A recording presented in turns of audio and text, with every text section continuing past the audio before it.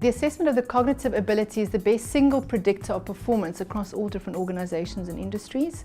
It's a standard method of comparing individuals as well. It's really economical, so if you've got large pools of individuals, you can do one or two kind of assessments, and it can help in the screening process. And it's really efficient in terms of matching the individual to the organization as well. So that's important, that there's that culture fit. Is there, are they going to fit in with the team and with the organization? Furthermore, three key things is the objectivity. Okay, that's really important. So, the assessments that we use are standardized. The validity is important as well. It's kind of more valid than just doing an interview. We aim for the holistic process, definitely. So we should do interview and assessments, reference checking, panel interviews, etc. So you want to try and combine all of that to really then predict the future job performance. And then the cost. So we'll show you just now the cost of a bad hire. Okay, is really, really quite extensive. So try and minimize that. And it's not just the financial cost, but also how it impacts the team, the morale, and the organization as a whole. So what are some of the key things there? You've got to look at, are they right for the position? You can also look at leadership behaviors. So maybe current, or look at potential, depending on where the role's actually going. Looking at their critical experiences and their functional competencies. So what do they bring to the table, to the organization? Then we look at potential. So that's where we can assess for potential as well. So maybe the person doesn't demonstrate the behavior in a simulation, for example, but maybe they do have the potential. And then looking at performance, that's the track record. So again, a holistic picture is always really, really important. Here's some of the costs of a bad hire.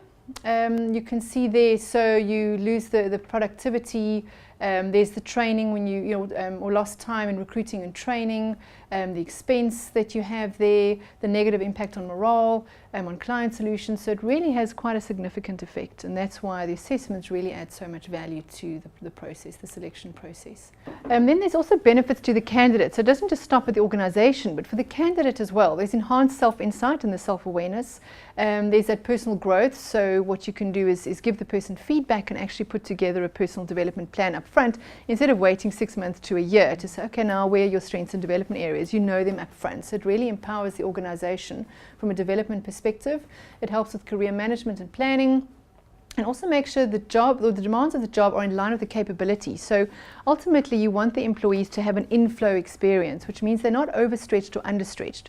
We all need to be a little stretched and challenged, but not overly so. Too much stretch results in burnout, and then understretched results in boredom and frustration. This is kind of this typical assessment process for selection. So you get in the assessment request, we administer the assessments, then there's a whole scoring and reporting, we give feedback, so to management and the panel, and then the candidate as well, and then we track that whole process. Here's some examples of where to use assessments. You need to have a suitable competency model, and then you want to try and connect the right people to the organization, looking at the competency gaps. So we all have strengths and development areas. It's about identifying what are those and what can we do. How can we support the individual in his or her development? So how can HR and the organization walk alongside the person? Do they need on-the-job training? Do they need mentoring? Do they need a specific course? Do they need an intervention? There's lots of options there that we can look at. It can help with performance management, because you can assess and see, okay, where are the competency gaps? Where does the person need to develop? Career development, coaching, also great. So for example, EQ, if a person seems to be displaying behavior that's not emotionally intelligent, we can actually assess EQ and then coach. Okay, so nice for development. And then sustainability. So we're talking there around creating a values-driven organization. So seeing, does the organization have values? Does everybody know what the values are? Where are they being lived out? Where are they not? Why? Doing climate or engagement surveys. So how engaged are individuals to the organization and to the work that they're doing? So one can design, so it's also a form of assessment. One can design those, we can customize. There's a lot that exists out there as well. So it's all part of gathering that objective data. Leadership development, wellness. So you can see there's a number of different areas where one can actually use assessments, and you can see the value kind of pulling through in a bit of a thread there. Then even beyond selection, again, we've spoken a bit about the values. There's leadership and people strategy as well, so change management. 360 assessments. That's very, very useful. There's some fantastic tools out there. Also with mentoring, so great to use assessments when you're implementing a mentoring program.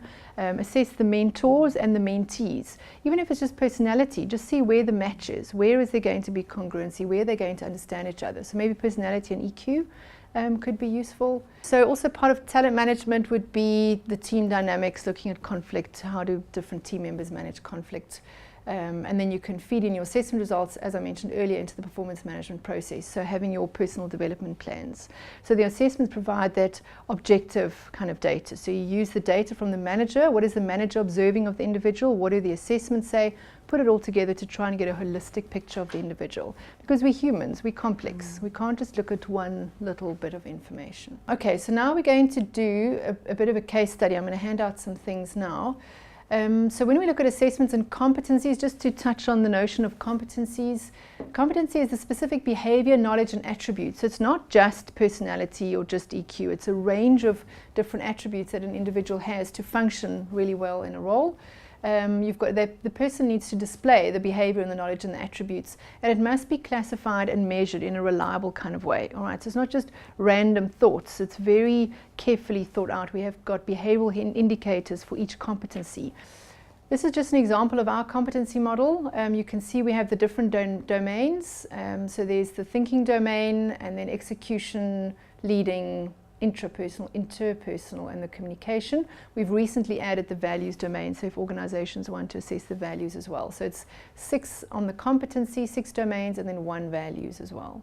And then we get information from a number of different sources. So it would be from personality and EQ and a simulation and cognitive. It's not just one element, so that it's fair and valid and reliable information. We've got to assess the person in context. So if we see there, we start on the left. So there's our pie diagram. On the left is personality.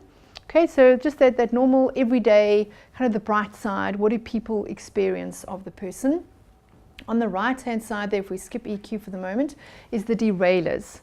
Derailers is what kind of behavior are we going to see under pressure or stress, or if the person is bored or tired. EQ is the bridge, or bridges the gap between those two. So somebody can have derailers, but if they've got really good EQ, they would probably manage those derailers far more effectively than somebody with low EQ. We also look at ability there, so that the capability, what is a person comfortable with?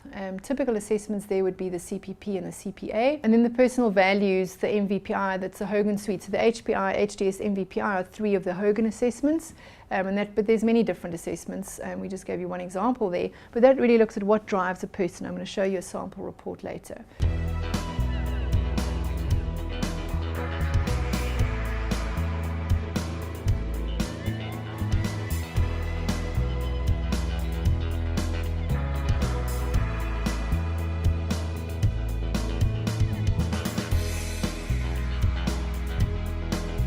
Now we've got the results of 3 different assessments. We did emotional intelligence and personality, and then the derailers. This is the assessment called the EQ 2.0. Okay, so those are the different areas that it measures. How well does the person perceive themselves? So their confidence, emotional self-awareness, how well do they express themselves? It looks at the interpersonal aspect about building relationships. There's decision making and stress management. So all of that together combined creates emotional intelligence. Okay, so if we look at candidate A, overall if you see 90 to 110 at the top, that is what we call effective functioning. Above that is enhanced, and below 90 is really requiring some development. So if we can see candidate A, overall, she's got well-developed EQ, okay? So the self-regard, she's confident, she feels that life has meaning for her. The expression there, so generally quite comfortable to express herself. She's independent, quite strong on the relationship side, except for the empathy, so maybe not always understanding where another person is coming from. Decision making is quite strong, so that methodical, systematic problem solving from an emotional perspective. She's grounded in reality. Impulse control, she might be a little impatient sometimes. She might do certain things in the spur of the moment, but very good on the stress management. Okay, so we can see that's really great from that client service, being a manager, dealing with customers and clients and complaints. Then we took candidate B. So he's got effective functioning, so it's not as well developed, but it's still effective, it's fine. He's very confident, can you see there? So his self-regard. Also now when it starts getting too high, so the one, I suppose 130 plus, but even 125, 128, we're already starting to just question. Then it can become a derailer again. So your confidence can become arrogance. Okay. So this person really strong on his self-perception there, and he expresses himself very well. So this interpersonal aspect is not great for customer care. Would you agree with that? Okay, so there's a bit of a flag there, red flag. If we see here, candidate A, so we've got low, average and high there. There's strengths and development areas in each of those 3 different zones. Okay. So this person A, she manages her stress very well. You can see the adjustment. All these results are true results of one particular person. So very high ability to cope with stress. The ambition, so that leader-like, wanting to take charge, is also strong there. There's development areas with each of these different subscales as well. So high ambition could be quite competitive and demanding of others. That's where you need to look at the EQ though as well.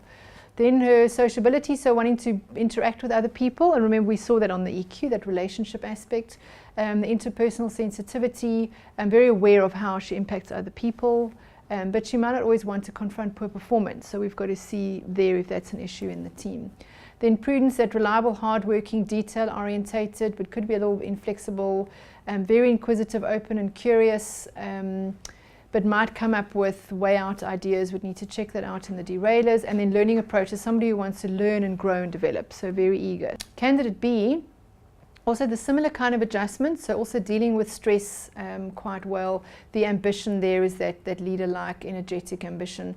But can you see the sociability is a bit lower? So we're seeing here that relationships doesn't really energize him that much. He can do it, but it might not energize him as much as the previous candidate. The interpersonal sensitivity, so saying it as it is, he'll probably be able to confront poor performance well. So that could work. But then very low prudence. So willing to kind of go against the grain, not that rule-oriented and methodical and systematic, maybe doesn't always plan and organize himself. So if that's required of the role, that could cause problems. Similar inquisitive and learning approach as the previous candidate. So yeah, candidate A, probably a little better from the interpersonal aspect, and then that low prudence could be a concern. So here, candidate A, we look at a high risk is scores of 90 to 100. Okay, so just 90 to 100. She's got one derailer there, which is the bold. So that is the confidence. So she might sometimes, on the positive side, there's that leader-like, interesting, but at the extreme, yeah, just overly confident, arrogant, not always open to feedback, yeah, not admitting mistakes because of that confidence. Then if we look at candidate B, he's got a few more derailers. Okay. So we're seeing under pressure and stress, this is how he might derail. So the skeptical, so he's going to question everything. Yeah, just be very skeptical of why people are saying certain things. It can impact how he interacts in the team. Mischievous, so that's that impulsive, maybe the job hopping, going from one to another because, oh, now I'm bored now and I want something else. Okay. And also doing things spontaneously and not thinking about the impact on other people or the organization. Colorful is drawing attention to himself and also making things a bit bigger, so it's almost exaggerating. So can you see there's a bit of a different picture now that we have of the different candidates. So those who said A, good for you, okay, you would have got it right. Here I only showed you personality, EQ and derailers, but we'd also look at cognitive assessments. We can do simulation exercises as well. And then we would give results to management, and then as I said, yeah, you try and get as much evidence as you can.